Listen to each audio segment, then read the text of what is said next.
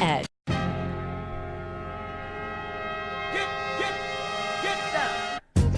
Welcome to the Touch MBA Admissions Podcast. Do you need help figuring out which schools to apply to or how to get into the world's top MBA programs? Hey, you're not alone. Join thousands of others on this podcast and on our site, touchmba.com, as they seek the admissions edge. And now, here's your host, Darren Joe. Hey, welcome to the Touch MBA podcast. This is your host, Darren. And as usual, we're all about helping you find the best MBA programs for you and get in.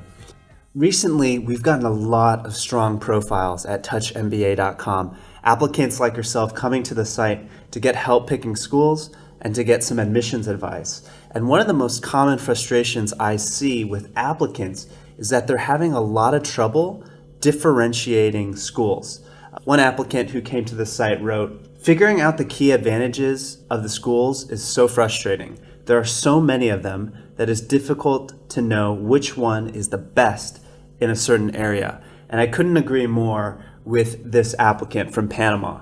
My team and I do this every day, and it's still hard to differentiate schools. So I know this must be a huge pain point for most of you in terms of determining, which schools are the best in a certain area. For example, what are the best schools for supply chain management? What are the best schools for entrepreneurship? What are the best schools for marketing or for healthcare management? And so what I'd like to do in this podcast is give you a very tight framework to research schools and compare schools across a specific academic strength. For this episode, because we've had a number of applicants recently come to Touch MBA for help on finding the best school for supply chain management. So we're going to use supply chain management as our example academic focus. Okay, but you can really use this process and this framework to research schools for any academic discipline.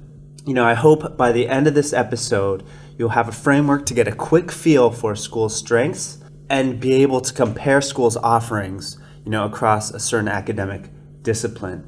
This is really important because after you do this research, you're going to really understand the contour and shape of your school's offering. And when you talk to students and when you talk to school staff and faculty, you're going to be a lot more educated and you're going to be able to prepare a much stronger application after doing this research. It should only take you about 20 minutes per school, so it's not that much time. Definitely take the time to do this step before you apply. So what exactly is the framework? I call it the MBA Physical. And I want you to focus on three things. That's heart, the skeleton, and the muscle of each MBA program. And I'll explain exactly what I mean by those three things. So let's first look at the heart. And by heart, I mean the people of the MBA program, the motor that keeps the school running.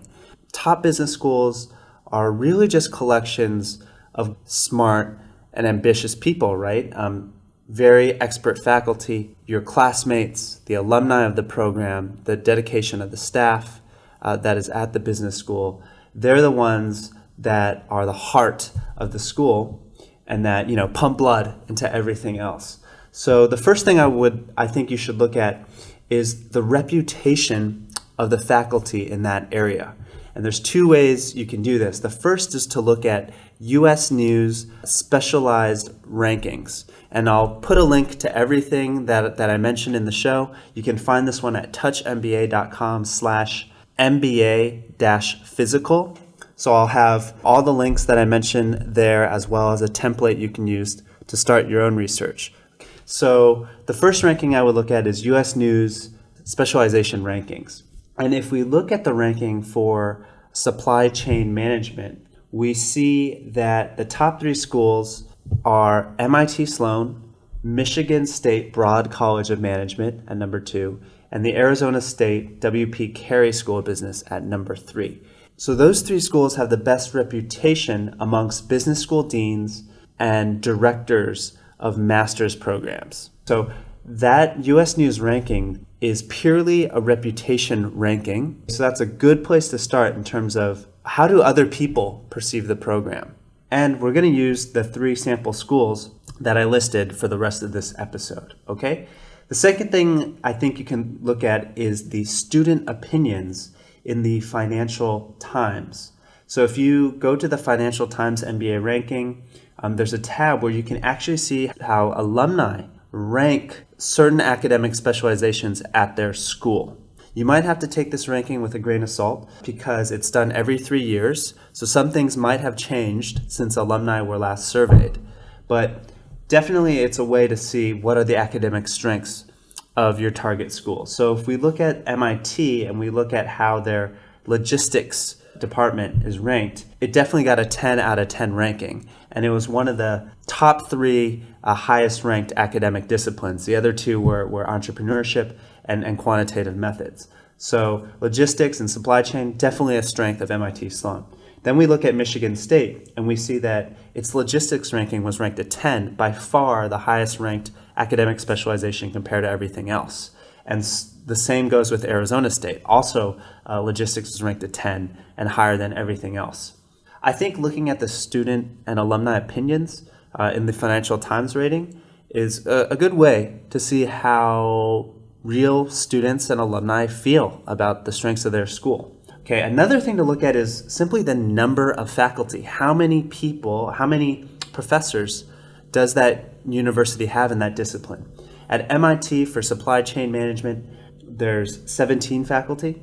At Broad, there's 21 faculty, and at the Carey School, there's 23 faculty. And the thing you have to remember here is that faculty are very, very expensive for business schools. So if the business school has a lot of faculty in one academic discipline, this really means that area, in this case supply chain management, is very important to the school, and that they're willing to invest a lot of money to promote research in this area. And then finally, the last thing to look at in terms of heart is the heartbeat. So it's great that a business school has 20 faculty in the supply chain management department, but who are they? What is their research? What companies did they work for before they became professors? And what connections do they have to different corporations? I think these are really important questions to ask and to look at when you're studying the faculty of a school. You should also look at whether your school has student clubs in that area. So for ASU, there's a Graduate Supply Chain Management Association. For MIT Sloan, they have an Operations Management Club. And go to their websites and see how active they are. See who they're inviting to campus, what events are taking place, what competitions they're organizing. And you'll really be able to quickly see, how active that group is. We had Mark Z on the podcast a few months ago, a student at UCLA Anderson. Well, he is a graduated alumni now at this stage. But what he told us is that most of the entertainment jobs for MBAs were found through the entertainment club of Anderson. And I think that student clubs, especially in the United States, play a really important role in terms of landing jobs for students and connecting students to different companies. So definitely check out those student club pages. All right, so that sums up our first thing to look at, which is the heart of the school.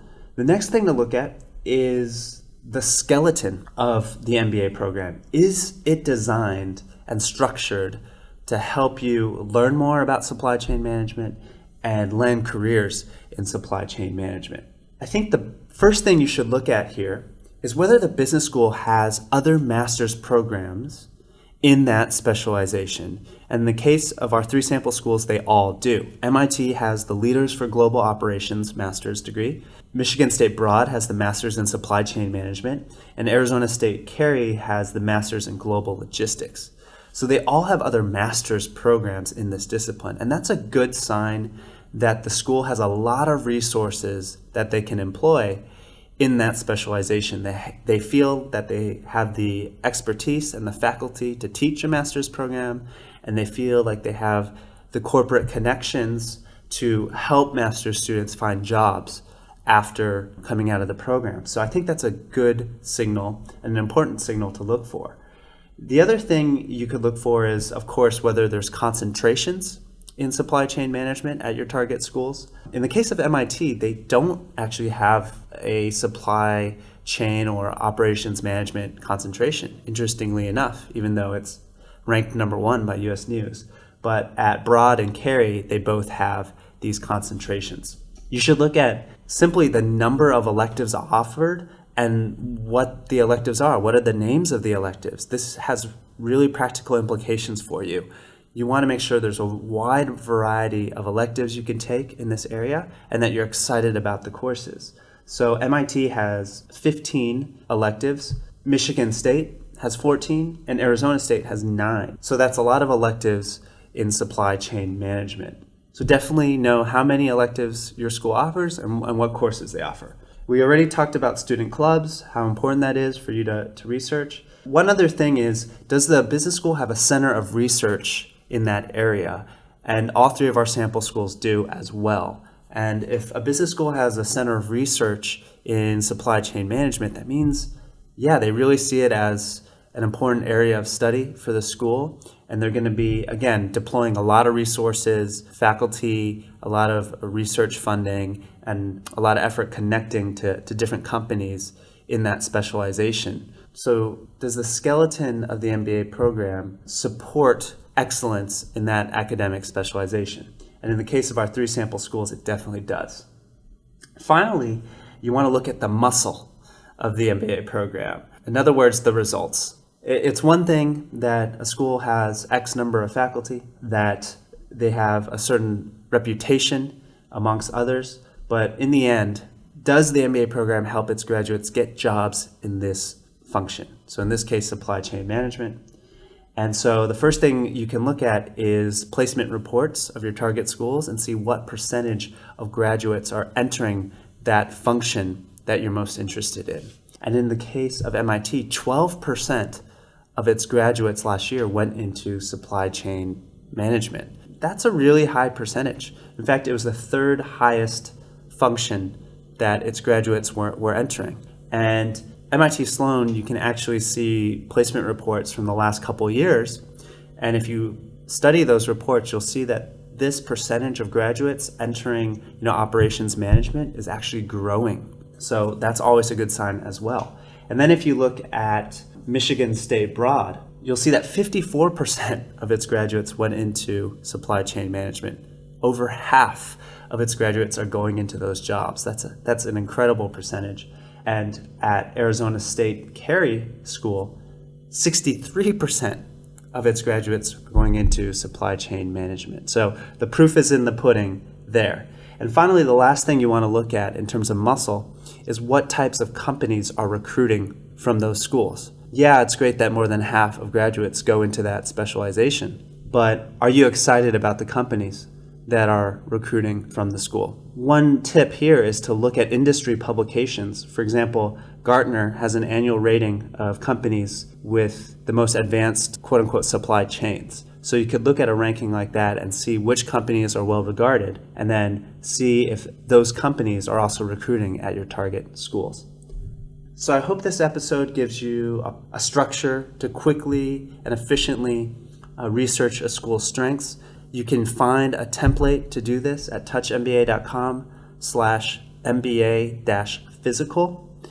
So go head over to that page, download the template, and start doing your research. But in summary, the 3 things to look for are heart, in other words, the people of the program, how many faculty are in that area, what is their reputation. Then you want to look at the skeleton of the program or the structure. Does the business school offer other master's programs in that specialization? How many electives do they offer in this area, and what are they? How active are the student clubs, and are there centers of research? And finally, look at the muscle of the program. What percentage of graduates work in supply chain management, and what companies are hiring from that school? So remember to give your target schools an MBA Physical exam, and we'll see you next week. Thanks for listening to the Touch MBA podcast. Don't be shy. We have a mailing list. Go to touchmba.com and get yourself signed up. And we'll keep you posted with the best tips and insider interviews on how to get into your #1 school. You can also find us on Twitter and Facebook at Touch MBA.